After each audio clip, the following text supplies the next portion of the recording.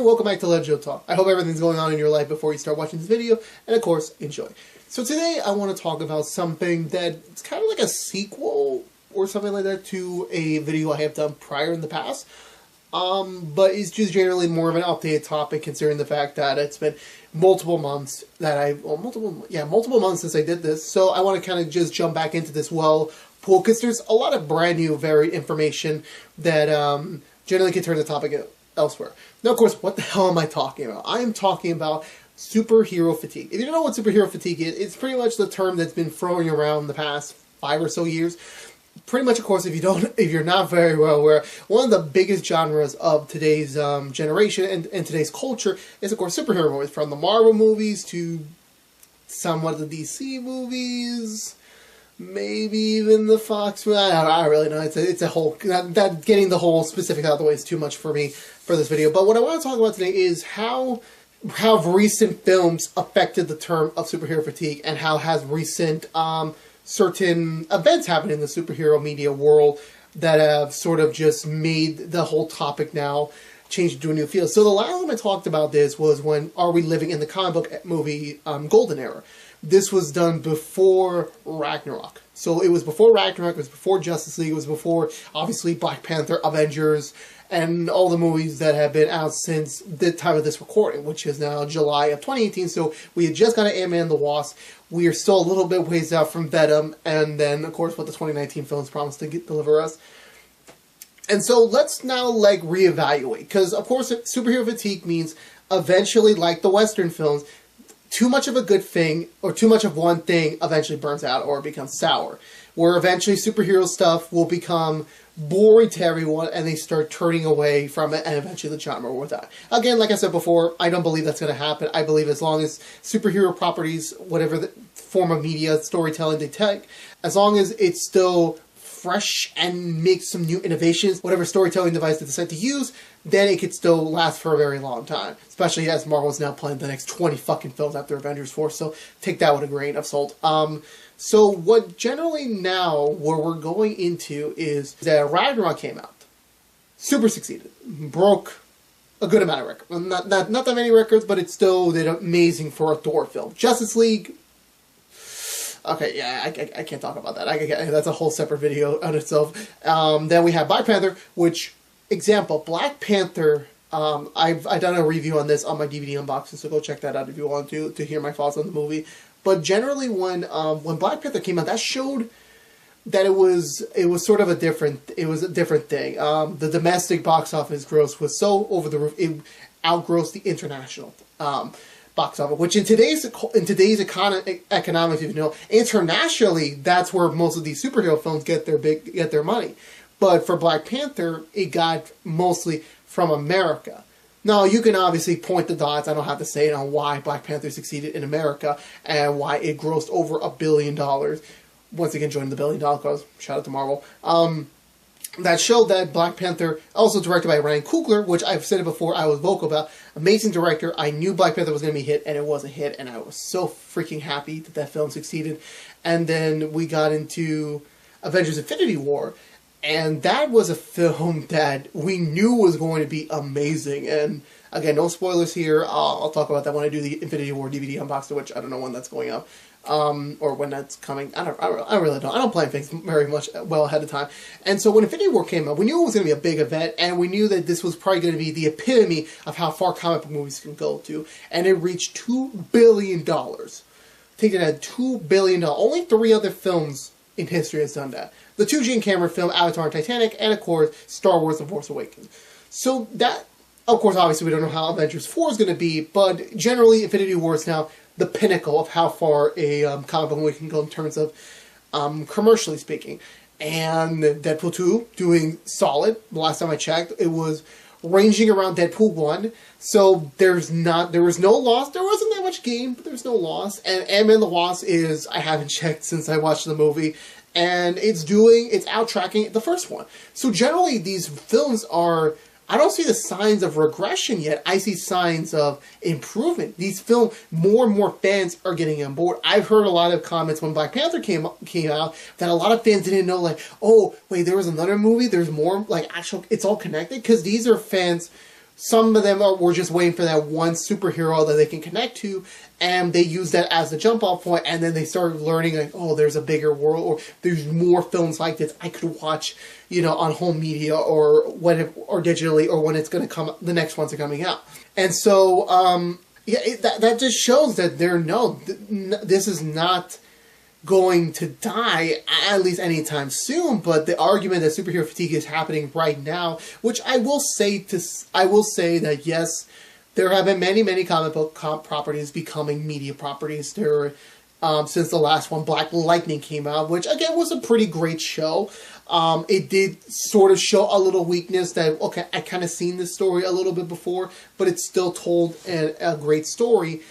And there's, of course, more coming out. Just today, Batwoman was announced for CW, which is like, holy damn. Like, a Batwoman thing. Like, obviously, now we're getting into more obscure characters, like the DC Universe. The streaming service is going to make a Swamp Thing show, a Doom Patrol Squad show, which I don't know any of them, and it's going to be interesting to see how they take these properties and make them into live-action adaptations. And that's sort of the interesting part, that I don't know these characters. I would love to know more about them. And as someone who's like, I'm not into comics that much, I'm slowly getting back into them with Man of Steel by Brian Michael Bendis, which I'll probably talk about at some point in the future. But it's just become that I don't have the time, and I don't want to just read it on Wikipedia. I want to see the story, I want to see these characters to life. I prefer the storytelling media of a television show or a movie.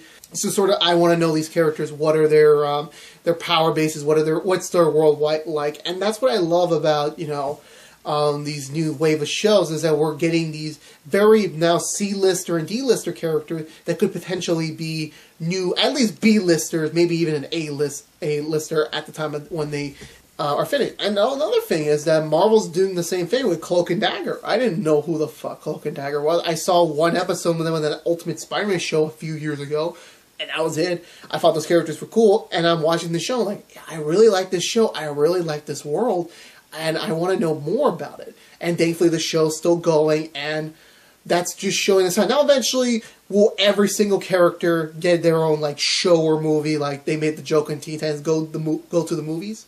Probably in 10 years from now, we probably will get like every character exists in some live action form or another, and that will be the reality. But eventually, you know, Marvel's making an Eternals movie, and that's going to, like, what the fuck are the Eternals? Well, no one knew who the Guardians of the Galaxy were when 2012 rolled around, so it was like, okay, yeah, we're going to know these characters in due time, and they're probably going to be freaking huge parts of our life. We're going to make a lot of jokes about them, and not like making fun of them, but like the jokes they're going to make, or whatever moments they have, a lot of fans are going to, like, they're going to imprint in their minds for generations. I still love Guardians of the Galaxy 1, and that's still one of the best MCU movies in the current franchise, in where we are right now after Infinity War and Ant-Man and the Wasp.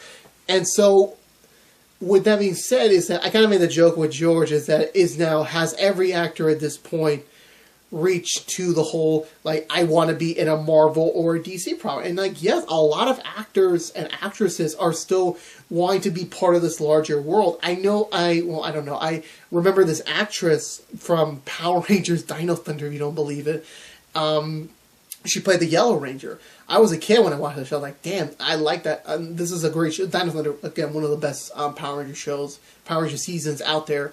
And so when I heard she was coming to Marvel's Cloak and Dagger, that was a great moment. And I was like, yeah, all these actors and actresses are slowly, like, and she was posting about how she was blessed and honored to be part of the larger Marvel Cinematic Universe, regardless if her character never gets to meet Iron Man or Captain America. It's like, well, this is all connected. They're all sharing the same world.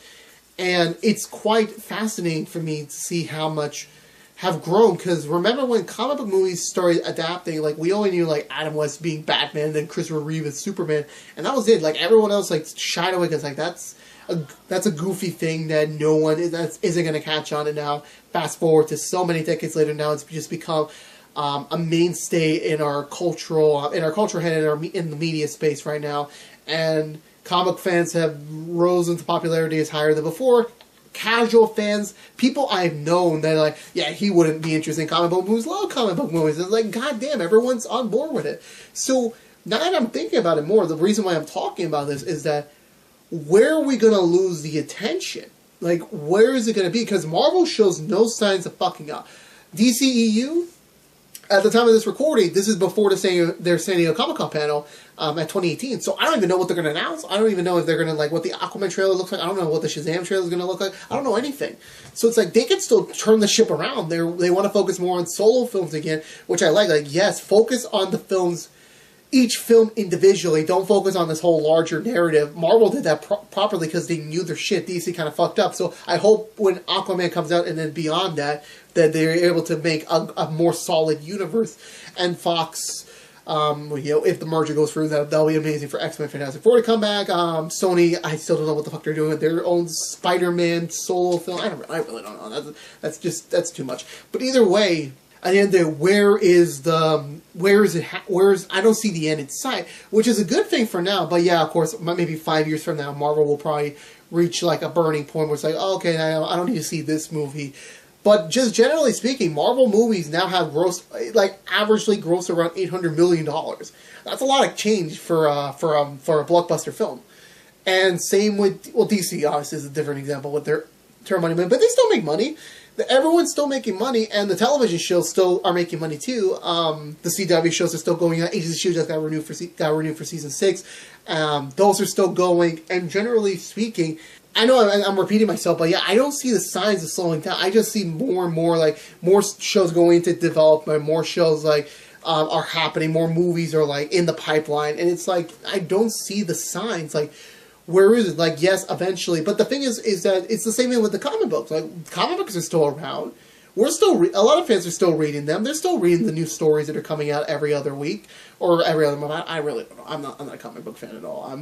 I like the comic book properties, but I don't like the comic books yet. I really don't know. But if the comic books are still out, and, they have been telling decades and decades worth of stories, why can't the same be in movies and TV? Like, sure, I mean, think about it. I mean, Western films, yes, we can make the comparison with superhero film. A lot of people are jumping on the bandwagon now. And yes, Westerns did die out. Cowboys and aliens did not revive that genre.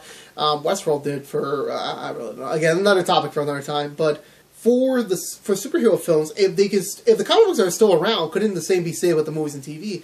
Like, new actors, new actresses, new interests, new writers telling new stories. And as long as things are like changing the writers, like Arrow season 7, getting a new showrunner and almost half changing the writing team, I'm excited for what the stories that they're going to tell. And same thing with Legends and Flash and all the other shows that exist right now with in the comic book space.